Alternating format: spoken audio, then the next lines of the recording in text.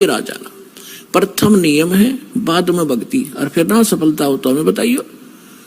तो हम मार खाते अपनी गलती से।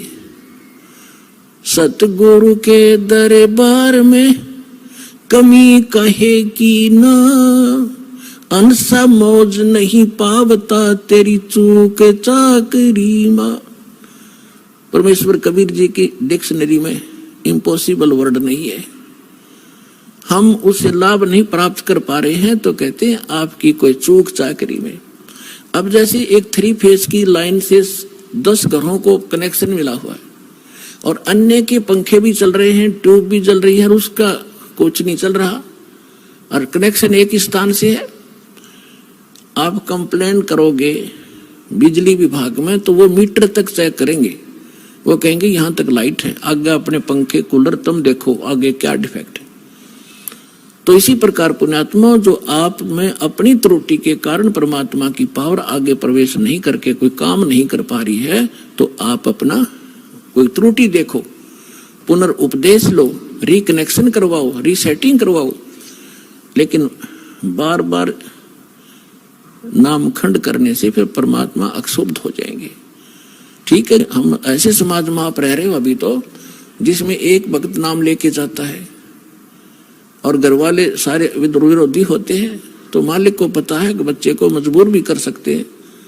थोड़ी बहुत दिन ये संघर्ष करने में पक्का होगा, तब तक उसको नामखंड हो जाता है। तो ऑप्शन बनाया है कि उसको अपना दोबारा उपदेश ले, रीउपदेश ले, उसको रिकनेक्ट करवाएं और फिर मालिक साथ देगा। दृढ़ हो। कबीर साहब कहते हैं सतना छोड़े सूरमा, सत छोड़े पतजा, और सत के बांधे लक्ष्मी या फिर मिले गया। अब जैसे इस दास ने जब शुरुआत करी, मेरे घर वाले सुनने को तैयार नहीं थे इस मार्ग को। मेरा भाई जहां भी मैं जाता था भक्ति में साथ रहता था, लेकिन जब ये ज्ञान उसको सुनाया था वो भी चिंगर गया, ने बोला इस योग के था। फिर मैं भी सुनो, इससे बड़ा कोई हो सकता है। और जब उनको ज्ञान हुआ, सारा परिवार और सबसे आगे खड़े हो गया वही भाई आकर के। तो संघर्ष फिर हमने नहीं छोड़ा, इस बात को लगे ही रहे। और आज देख लो कितना विरोध हुआ, जेल तक भेज दिया झूठा केस बना के इस दास पे, लेकिन आज सफल हुए। परमात्मा कहते सतना छोड़े सूरमा, सत छोड़े पतदा, और सत के बांधे लक्ष्मी फिर मिला गया। हम परमार्थ में लगे हैं, स्वार्थ में गलती कर आदमी 100 बार जेल जाओ, और दुष्ट कर्म है उसका। यदि कोई अपराध करके जाता निरपराध, ये तो एक स्वतंत्रता जैसी लड़ाई है। अज्ञान से ज्ञान को स्वतंत्र करवाना है, जीव को काल से स्वतंत्र करवाना है। इससे बड़ा संघर्ष और इससे बड़ा पुण्य में कर्म इस पृथ्वी पर नहीं है। आत्म प्राण उद्धार ही ऐसा धर्म नहीं, और जीव का उद्धार करा दे इससे बड़ा कोई पुण्य नहीं इस पृथ्वी पे। तो वो दास कर रहा, और अब मेरे बच्चे भी सारे लग के तुम उसी में लग जाओ, सब अपने भाई बहन हैं।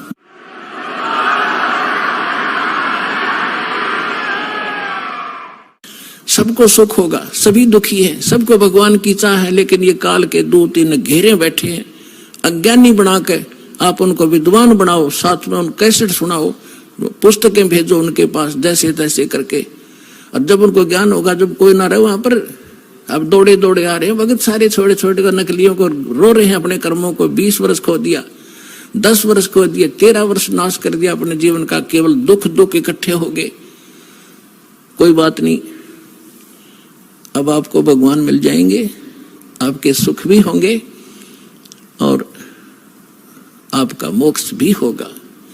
अब जो प्रसंग चल रहा है कि इस भक्ति रूपी बीज को और इस फसल को वही परिपूर्ण करेगा जो इसके बारे में पूर्ण ज्ञान हो जाएगा जिसको। जैसे किसान खेती बोता है, हमारे हरियाणा क्षेत्र में नहर से सिंचाई की जाती है, और गेहूं का फसल जो है सर्दियों में ही परिपक्व होती है। दिसंबर जनवरी के महीने में यहाँ इतनी भयंकर गर्म सर्दी पड़ती है, शीत लहर चलती है। हम अपने कमरे कक्ष बंद करके रजाई ओढ़ के कंबल जोड़ते हैं, या कोई हीटर वगैरह लगा के अपने को ताप प्राप्त कराते। और उस समय उस किसान का खेतों में पानी लगाने का नहर का समय होता है। अब उस सर्दी को देखे कोई बाहर ना निकले, पड़ोस के दूसरे घर में भी जाना हो तो इन्होंने सोचा सुबह जाऊंगा, अब तो बहुत ठंड है बाहर, आलस कर जाएगा, लेकिन वो किसान आलस नहीं करता।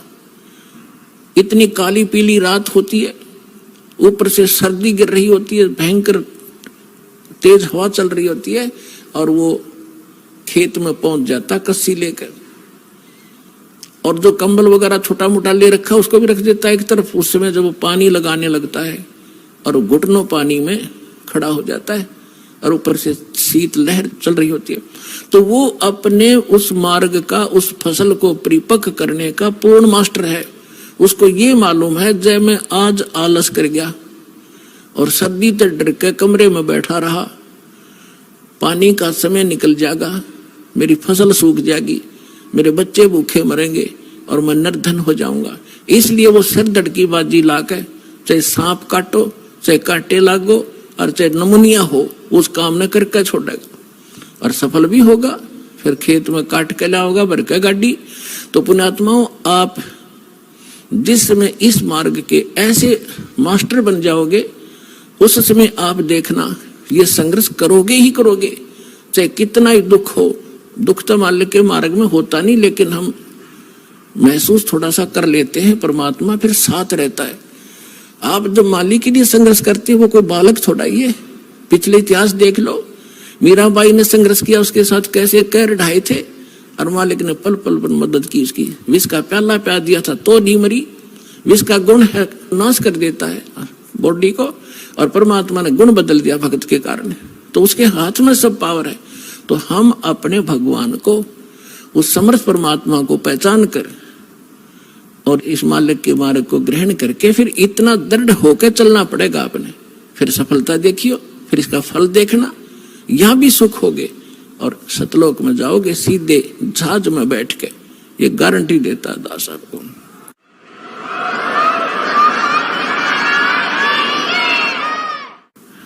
अब इसको सफल करने का तरीका, एक यज्ञ है धर्म की, दूजी यज्ञ है ध्यान, तीजी यज्ञ हवन की, और चौथी यज्ञ परिणाम। यज्ञ पांचवी ज्ञान है। ये पांचों यज्ञ आपसे यहां कराई जाती है। आप घर पे तो करते ही करते हो, लेकिन यहाँ एक विशेष डोज दी जाती है। जैसे हम ज्यादा सीरियस हो जाता है रोगी, तो डॉक्टर सबसे पहले जाते ही उसको ग्लूकोज वगैरह, ऑक्सीजन वगैरह लगाता है, एडमिट करता है कुछ समय के लिए। अब जो दास बता रहा था कि जो खेत में बीज बो दिया, बीज तो समझो ये मंत्र है, प्रथम, सेकंड और थर्ड, तीसरा सार नाम, और ये खाद और पानी है, ये पांचों यज्ञ। तो बुद्धिमान को संकेत बतेरा होता है कि किसान को मालूम है बीज बोन देने तक काम नहीं चलेगा, उसमें खाद भी डालना पड़ेगा। यदि आपके पास पैसा नहीं है ना किसान के पास, तो किसी तो उधारे लेगा या कितना ब्याज पे लेगा, और उस खेत में खाद पानी प्रॉपर डालेगा। उसको मालूम है कि फ्री फल गया तो आप पे कर्ज उतर जाएगा। तो इसी तरह आप जी ने इस भक्ति रूपी फसल को परिपक्व करने के लिए ये करना पड़ेगा दान धर्म। एक यज्ञ है धर्म की। अब धर्म, जैसे आप यहाँ आते हो, यहाँ कोई रोटी खाने नहीं आता, कोई यहाँ परमात्मा के लिए आते हैं, अपने संकट के निवारण के लिए आते हैं, अपनी आत्मा के कल्याण के लिए आते हैं। तो यहाँ वो भक्त आते हैं। कौन भक्त? जो परमात्मा के घने लाडले होते।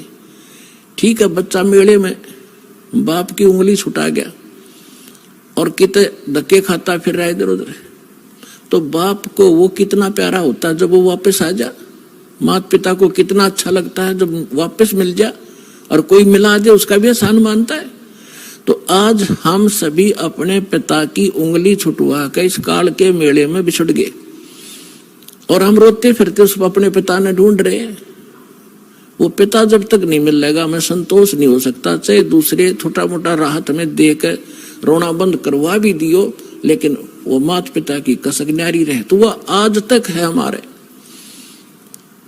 तो इस प्रकार जब आप यहाँ जो आ रहे हो वो बिछड़े हुए हो उस परम पिता के, जो 600 वर्ष पहले आया था। उस समय आप उंगली छुटाए गए थे और अब तक भटक रहे उसको ढूंढते हुए। अब दया करी है दास के ऊपर, पहचान बताई है कि अपना पिता ये है, ये लक्षण है उसके। आप इस काल को पिता समझ रहे हो तो स्वार्थी है। तुम्हें होटल पे नौकर रखा हुआ है 2 रोटी के लिए, ये तुम्हारा पिता नहीं है, सुखी नहीं दे सकता होटल का मालिक अगर वहां कोई नौकर है। तो आप इस होटल के मालिक के नौकर हो, 2 रोटी के लिए मूर्ख बना रखा है तुम्हारे को, अपने स्वार्थ सिद्धि के लिए। तो अब ये ज्ञान आपको कराया गया है कि ये है आपका पिता, ये देगा आपको सारा सुख, आपकी संपत्ति का हिस्सा देगा, ठाठ से रहोगे, धनी है ये। आप एक कंगाल के नौकर थे इस काल के। तो अब जितने भी भक्त आत्मा यहाँ आ रहे हैं और जो इनको माध्यम बनता है अपने पिता का घर बताने के लिए, उसका भी एहसान परमात्मा उसको भी इतना ही क्रेडिट देता है। अब यहां तक बताया है परमेश्वर ने अपनी वाणी में कि एक जीव को उस काल के खेमे तय, काल के ग्रुप से निकाल कर और परमात्मा से जोड़ देगा, बता देगा रास्ता ठीक। उसको इतना पुण्य होगा जैसे करोड़ गायें अट्ठे में कटती हुई बचा दी हो, इतना पुण्य मिलेगा उस प्राणी को जो यहाँ तक का रास्ता बता देता है। और यहाँ आ जाता उसका तो कहना है कि कितना फल मिलेगा। अब जैसे एक प्राणी यहाँ ना आता, फिर अगले जन्म में गधा बनेगा, कुत्ता बनेगा, बकरा बनेगा, मुर्गा बनेगा, तेरा कितनी दुर्गति होगी। और उसका वो कहर टलवा दिया उस प्यारी आत्मा ने, समझदार ने, और अपने पिता के घर छोड़ दिया। अब उसके वो सारे कहर टल गए और उसको क्रेडिट मिला। एक धनी का बेटा खोजा, बताने वाले को भी नाम दे देता है, लाखों रुपए, ले भाई बेटी खोजा, गुम हो जाती है, बताने वाले को भी लाखों रुपए नाम देता है। तो ये क्रेडिट भगवान का इंटरनल है, बाहर दिखाई नहीं देता। परमात्मा के एक एक वचन पर विश्वास कीजिए और इस धर्म के मार्ग को आगे बढ़ाइए। अब यहाँ जो पुण्यात्मा आते हैं, परमात्मा के बच्चे आते हैं, विशेष प्यारे आत्माएं आती हैं, वैसे तो नहीं आते। बाकी और लोग गालियां देते हैं, और ऐसा है, लूटता है, फलान करता है। ये तो यहाँ आने वाले को पता चलता हम लूटते हैं क्या करते हैं। दास तो एक कुर्ता पजामा भगत वैसे दे देते हैं भिखारी को, या कोई पैंट कमीज, इससे अतिरिक्त कुछ नहीं मेरे पास। जो भी आता है सारा भगवान के बच्चों के लिए, सारी व्यवस्था में, खाने में, मैटों के लिए, पंखों के लिए, सारी व्यवस्था आपके लिए। एक पैसा परमात्मा का एज इट इज यूज होता है, और इसलिए आप फल रहे हो। अगर इसमें से एक नया पैसा भी खराब कर दिया जाए, मालिक साथ नहीं देगा आपको भी। इसके लिए थोड़ा सा एक कथा सुनाता हूं। एक नरसिंह नाम के भगत थे। पहले वो सेठ थे, माया में अंधे हो गए थे। परमात्मा ने रजा बख्शी उसके ऊपर, उसकी आंखें खोली। कोई पुत्र नहीं था, एक बेटी थी, उसका ब्याह कर दिया था। और संपत्ति इतनी थी, 56 करोड़ संपत्ति उसके पास थी। 56 करोड़ उस समय, आज तो मेरा ख्याल अरबों खरबों होगी वो। और कोई वारिस नहीं, और फिर भी इतना कंजूस। परमात्मा ने दया करी उसके साथ। एक लीला की वो लंबी कहानी है, लेकिन जो विषय आज है उस पर उतना ही सुनाऊंगा। उसको ऐसा झटका दिया कि उसके समझ में आ गई कि अब माया मेरी दुश्मन है। और माया इकट्ठी वैसे नहीं होती पुण्यात्मा हो, अटपट करके जीव मनुष्य इकट्ठा करता है। उसको मालूम था ब्याज ले लेकर पता नहीं दुनिया को कितना धोखा दे कर 2 के 20 बना कर, अनपढ़ आदमी थे, ले गया 100 रुपये लिख दिए, 1000 पिता पे उतरे नहीं, तब बेटे ने उतारने पड़े हुए। इस तरह वो करोड़ों संपत्ति बनाए बैठा था। परमात्मा ने उसको आंखें खोली, ज्ञान दिया, एक झटका दिया। उसने सारी भंडारा में लगा दी, दान कर दी सारी, और एक जंगल में झोपड़ी डाल कर बैठ गए, पति पत्नी दोनों। परमात्मा ने ऐसा ज्ञान दिया, भजन कर माला फेर, इस माया के कुछ चपट रहा है, कल तेरी मृत्यु हो जाएगी, तेरे ये वारिस है चाचे ताऊआ के, ये बरतेंगे, तू गधा बनेगा, क्या फायदा इसका। तो कहने का भाव है, उसका बात समझ में आ गई, सारे भंडारा करके और मालिक पे आश्रित होकर बैठ गया। अपने आत्मा हमारा इतना दिल कमजोर हो चुका है कि हम वहां तक बुद्धि उठती नहीं ना, दिल डटता कि हम भगवान पर इतना विश्वास कर सके। जैसे कहते हैं कि तुलसी बेरुआ बाग में, तुलसी बेरुआ बाग में शीतत भी मुरझावे, राम भरोसे जो रहे वो पर्वत पर लहरावे। बगीचे के अंदर बूटा लगा दिया, पौधा लगा दिया, सिंचाई करते करते खत्म हो जाता है, मुरझा जाता है। राम भरोसे पर्वत के ऊपर कोई संभालने वाला नहीं, कोई सिंचाई करनिया नहीं। कहते राम भरोसे जो रहे पर्वत पर लहरावे। तो हमारा इतनी बुद्धि उठती नहीं, लेकिन इसको उठाने का ये प्रोसीजर है। एक दिन ऐसी दृढ़ता होगी आपके अंदर, जो सर्वनाश होता दिखा आपने, आप दृढ़ रहना भगवान के ऊपर, फिर देखना ऐसा बादल टल जाएगा, दुख का कोई सोच भी नहीं सकते आप। अब नरसिंह ने क्या किया, झोपड़ी डाल कर बैठ गया। पहले उसकी हुंडी चला करती थी। हुंडी मीन जैसे आजकल बैंक है और बैंक में ड्राफ्ट बनाया जाता है, उतने पैसे जमा करा दो, उनको आप लिख कर दे देगा बैंक की तरफ से कि ये 10 लाख रुपए का ड्राफ्ट दे दिया। आप किसी भी शहर में जाओगे, उस बैंक से आप वो पैसा वहां ले लोगे। रास्ते में वो एक कागज आपके पास होगा, कोई चोर उचक्का उसको ले नहीं सकता, पैसे को आपसे छीन भी लेगा, आप तुरंत कार्रवाई कर दोगे, वो कैंसिल हो जाएगा। तो इस प्रकार पहले हुंडी बनाई जाती थी, और हुंडी बनाने के लिए राजा लोग अपने शहर के धनी व्यक्तियों को ऑथराइज कर देता था कि ये सेठ इन शहरों में ये हुंडी बनाने के अधिकारी हैं, इनकी इतनी संपत्ति भी है, इतने अमाउंट तक की वो बना सकते हैं, जैसे 10 लाख की या 20 लाख तक बना सकते हैं, या जैसा उनको बता रखा था।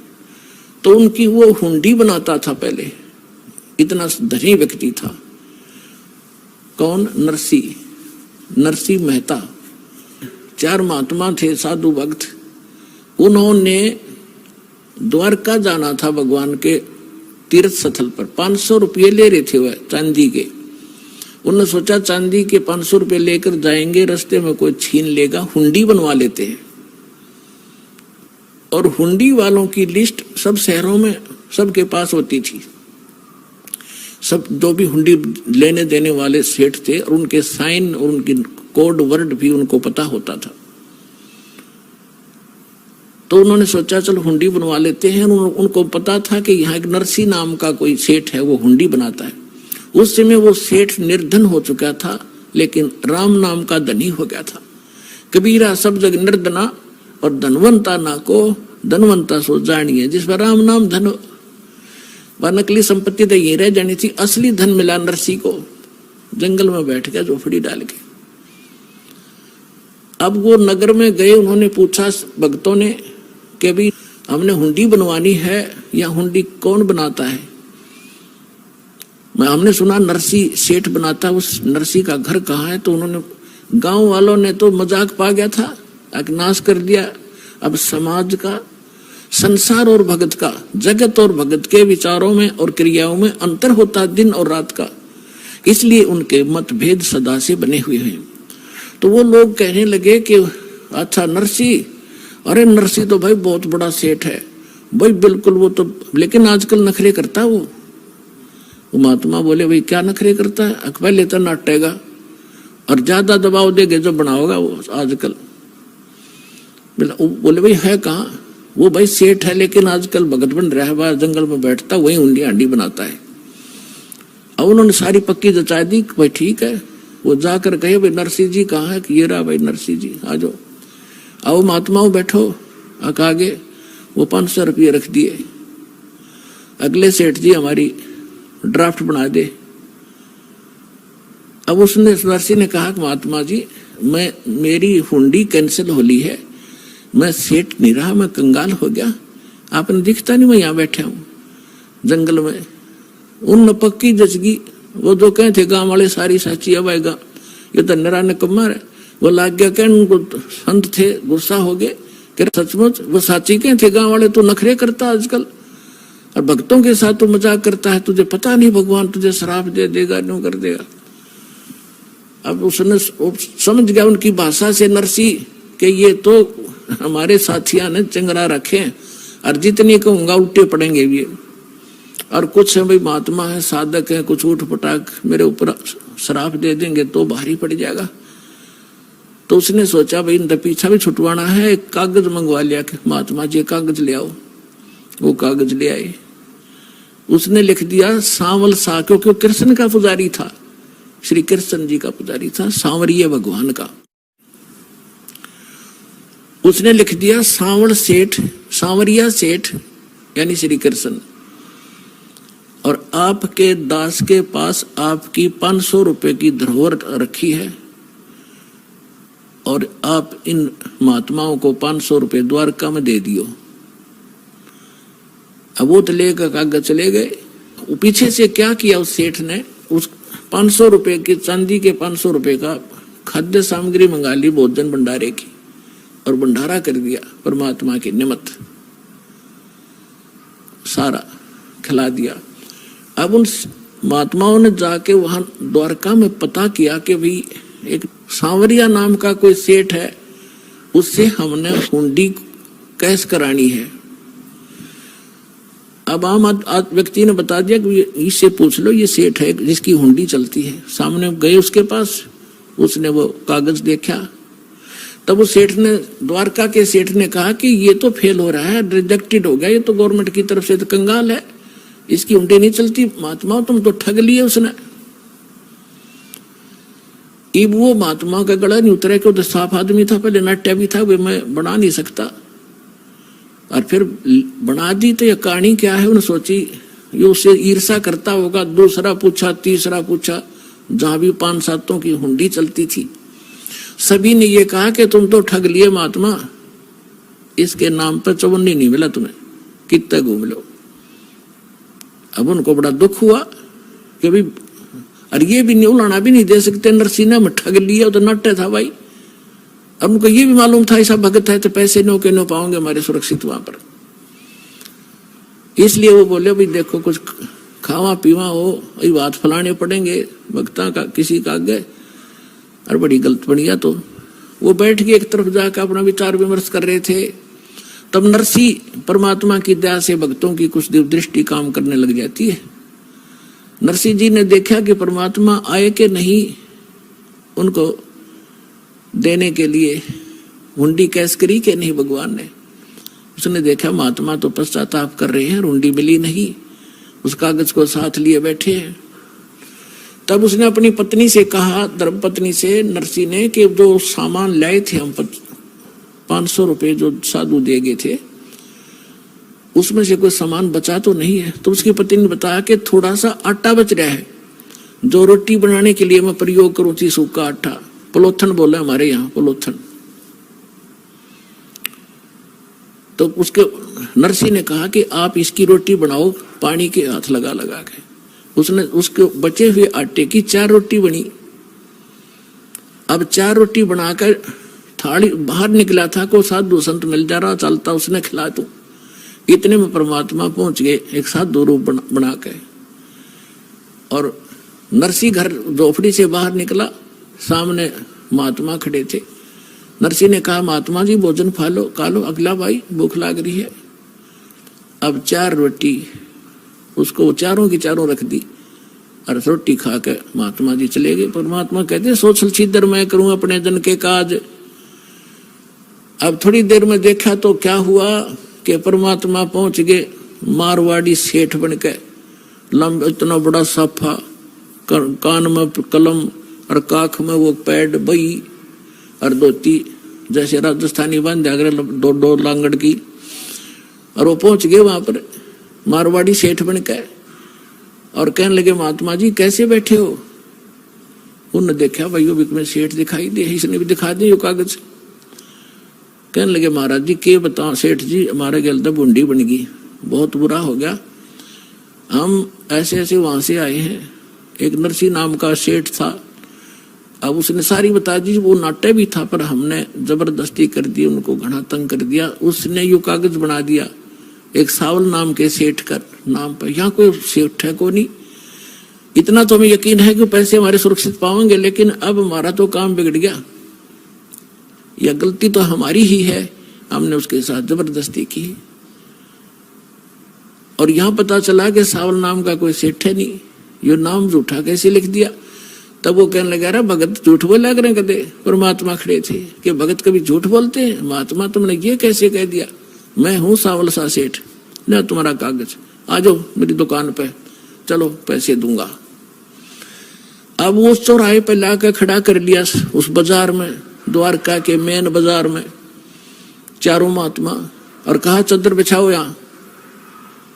वो चौराहे पर चद्दर बिछवाई भगवान ने, वो समर्थ परमात्मा ने। देखो पुण्यात्माओं, अब तो इस तत्व ज्ञान से आपकी आंखें कति रोशनी होगी आपके अंदर।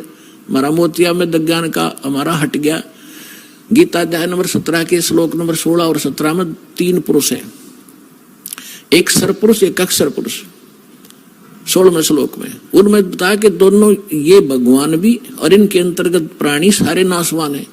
उत्तम पुरुष है तो अन्य 17वें श्लोक में किया 15वां अध्याय में, उत्तम पुरुष है तो अन्य परमात्मा इति उदाहरत, ये लोक त्रयम अविश्य विवर्ती अवैश्वर है।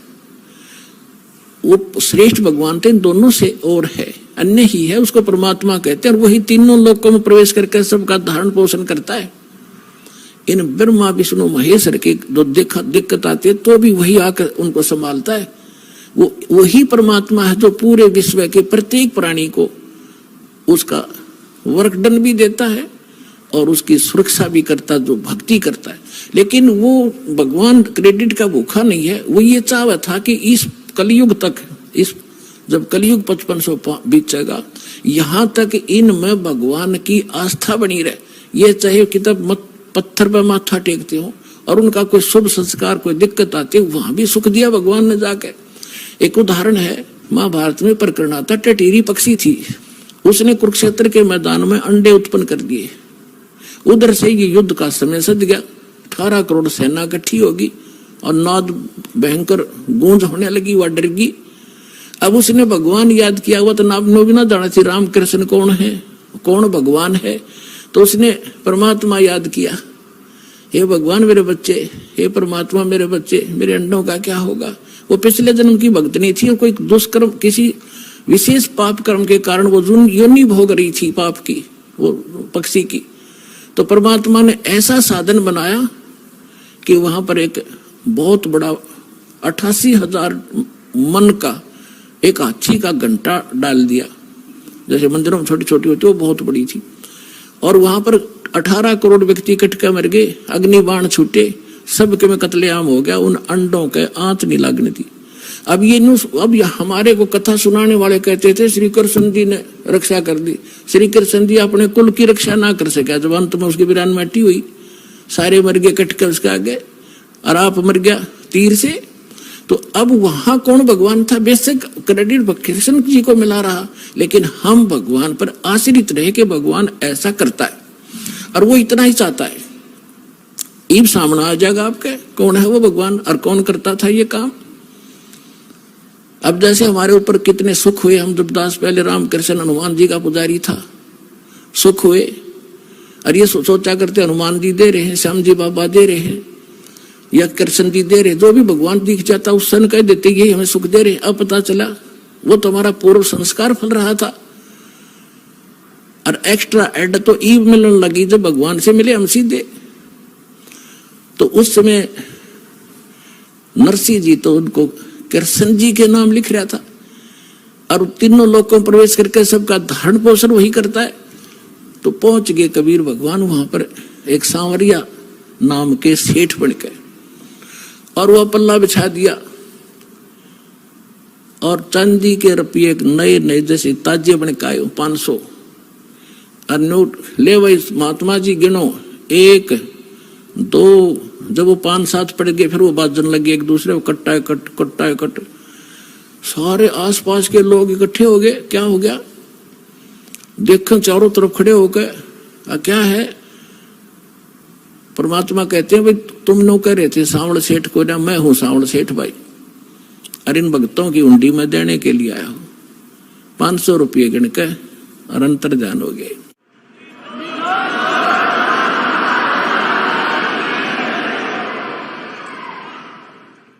रोटी 4 भारिया गाली, नरसिंह जी की हुंडी जाली।